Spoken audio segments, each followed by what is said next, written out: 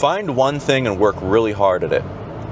So I made a video 2 videos ago. It was basically about how am I a filmmaker? I feel, what do you do when you don't feel like you belong anymore? And I talked about how like I have this drive to help filmmakers, but my faith has become more important than filmmaking for me. And so I don't feel like I fit in with filmmakers as much as I used to. But I asked myself, if that's the case, how do I support films? How do I support filmmakers in the film industry? What's the strategy? And I think my goal now is like I want to be a ray of light as the best writer, director, Christian man that I can be. And so that means I'm writing and directing the best feature films that I think I can write, being the best Christian man I can be, combining them together and teaching about it. And then from that, if I can then reinvest in other filmmakers doing the same, I think that's the best I can do. That's the best I can do for the world. That's the best I can do for my soul, for God. And I bring this up because I want to have clarity. I want to have focus on what my mission is. And I think it's discouraging when you find you don't fit in with the filmmakers that you used to fit in with. But I still love them, and I still consider them friends, and I still want to support them. But I think I'm coming from a place of, I think I wouldn't invest in their films unless they abide by the 4 rules. Like if a filmmaker abides by the 4 rules for me, then I would invest in their films in the future, or their films, whatever the film is, as long as it abides by the 4 rules. The 4 rules are: no nihilistic films or films about darkness winning for the sake of being cool. And I'll get to why all these rules, why they're important. But the stakes involved are, if you don't follow these rules,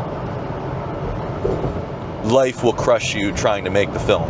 You might get the film done, but you're going to feel crushed. But if you abide by these rules, you'll go through the filmmaking process stronger as a person, stronger in character, and the film will go really well.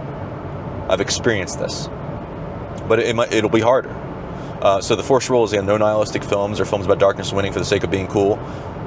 Second rule is no sequels, remakes, or cheesy horror films or hollow comedies. Make a film that you're passionate about, that makes the world a better place, and then make a film that honors God, and builds His kingdom. Now I'm working on that 4th rule, getting better at that. I feel like I make Christian films in disguise now. I'm starting to, hopefully. And but the thing is, like,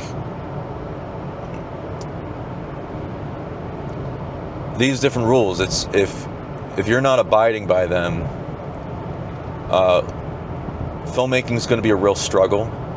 And like nihilism, if you make films about nihilism, guess what? You're going to experience nihilism making the film. It's not up to me. You just are. I wrote 3 years I spent writing a World War II script that became very evil and nihilistic. I got to rewrite that thing, dude. And I know how to. I'm grateful I wrote it. I'm grateful that I'm going to rewrite it. I'm blessed for that. I'm blessed for the experience that I learned from not making it. And what happened that crushed me. But the thing is, if you no sequels, no remakes, cheesy horror films, or hollow comedies. Yeah, man, I've made some stuff that I'm really not excited about, and that's the worst, when you spend all that work and time and you take risks and make sacrifices for something that, frankly, is nothing new. Why? Because here's the thing, filmmaking, you can practice filmmaking, but you should practice the way you want to play. You should make something that has stakes to it, because you're going to learn 10 to 20 times more. And if you try to make a comedy sketch, you try to make something that doesn't matter to you as a passion project, especially, you're going to feel like this is this is something that really doesn't matter. It's going to feel like something that is like you're actually going to become worse as a filmmaker and a person for doing it. I've experienced that. Like it's like going to a gym just to lift paperweights. Why would you do it? You're going to waste that time. I mean, sure, you're still working out, making the film, but if you're not lifting heavier weight, you're not challenging yourself, and you're not doing something that's going to help you grow. So focus on what makes you grow. Third, make something you love. Same principle. Make something that you love, you're passionate about, because if you don't do stuff that you're passionate about, you're not lifting heavy weight. And when you do try to lift heavier weight, your muscles aren't ready. Like, you're not building muscle. So go build the muscle of passion. It is a muscle that you build, and it takes making films you're passionate about, a short film you're passionate about. Make a short film that is as short and to the point as possible, but is the most passionate you can be about it. That is the best advice I could think of, and other than, make something that honors God. If you have God honored in your film, if God is with you on your film, you're going to do amazing things with it that you could never imagine. He's going to help you out in ways and finding locations and stuff that you could never imagine. I've experienced that. Like, I ended up with the same location I met my friend at when I was making a film to honor him, and I tried finding 50 locations. Like, I really tried having backups and all sorts of stuff. Everything fell through. Even one ended up leading to a date because somebody was asking me, are you she started talking me up and helping me out. And then I asked her out, and it was like I thought that location was special because of that whole experience, but it still dropped through. Like dude, you can think that you're doing things right, and then there is someone pulling the strings behind the curtains, and you will know when you look back at the end of the project, and give glory to him for that, because he's working, he's helping you out. So if you're gonna do one thing with films, it's like, do those things where you make something that really has you lifting the most weight possible, because then you're gonna be much stronger. You're gonna grow and strengthen yourself as an artist in ways that you need to, so that you can make better films, so that you can become a better person. And hold on, I gotta merge. But I come back to this of like, I've had a lot of different side projects and different things where I'm trying to be successful making movies, and I gotta ask myself, what is the one thing that will make me successful? And I'm doing this YouTube channel on the side, and I ask myself this constantly when it comes to this. Is this part of my one thing? Should I be focusing all of my time making the films? Or is it okay to be making videos like this every day? I mean, this is, honestly, I've gotten this to a point where it's nothing. Like, I could be driving somewhere like I am now, or in the woods, and make a day where I go to the woods and I get to spend time in the woods and in solitude, and go hiking, get some exercise in while making videos. And it's nothing. It's quick to edit. I'm able to help others the way I want to.